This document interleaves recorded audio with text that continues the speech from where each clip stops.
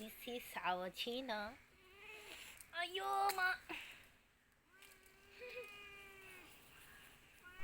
ഇത് നമ്മുടെ വെൽവെറ്റ് ചീരപ്പൂവിൻ്റെ അരിയെല്ലാം ഇങ്ങനെ കാറ്റത്ത് ഇങ്ങനെ സി സി സി സി എന്നിങ്ങനെ പറന്നു വീഴുന്ന ശബ്ദം കേട്ട് ഞാൻ നോക്കിയപ്പോഴാണ് അതെല്ലാം ഉണങ്ങി. അപ്പം ഞാൻ വിചാരിച്ചതെല്ലാം കളക്ട് ചെയ്ത് നമുക്ക് സൂക്ഷിച്ച് വെക്കാമെന്ന്.